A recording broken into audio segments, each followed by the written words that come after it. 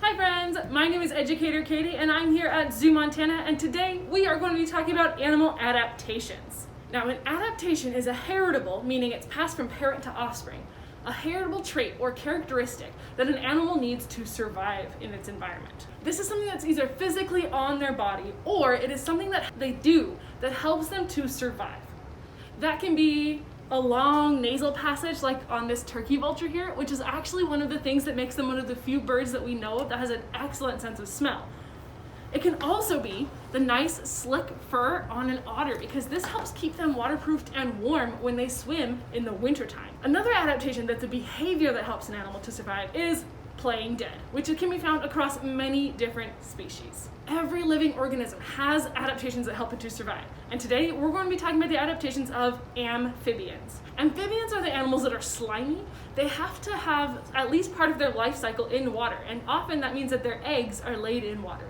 But their eggs are not hard shelled like a bird egg. They're kind of soft and almost jelly-like and almost squishy. Also, many amphibians go through a life cycle, a metamorphosis. If you think about things like frogs, they have their tadpole stage, their froglet stage, where they've lost their gills and gained back legs, but they're still not out of the water, and so on and so forth. Today, we're going to be meeting our very own amphibian from Montana, a tiger salamander.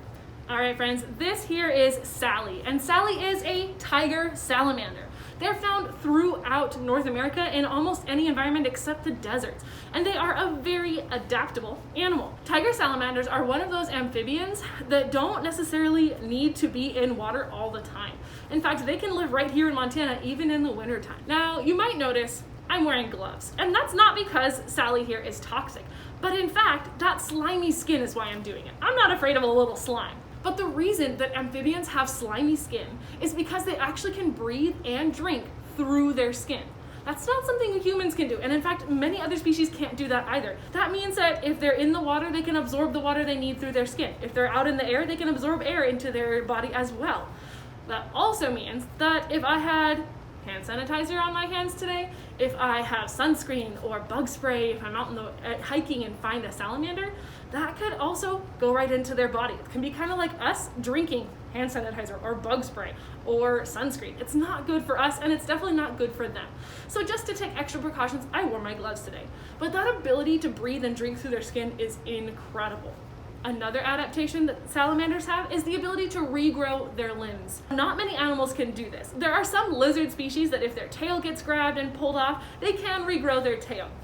But salamanders have been known to regrow entire legs, which is very rare in most species. And finally, their last adaptation we're going to talk about today is camouflage. Now, I know she may not look super camouflaged to start with, but if you think about where she lives, usually in forests, on the ground, or underground, she would blend in lovely with some moss that's near rivers, or she'd blend in with the dirt. She also has some pretty powerful forelimbs, her front limbs, that can allow her to dig underground. So she has the adaptation of camouflage, as well as some strong digging legs that allow her to survive. All right, my friends, now it's your turn. I want you to find out what your favorite amphibian is, or maybe you already have one, and tell your teacher it's adaptations. Thank you so much. See you next time. Wave goodbye, Sally.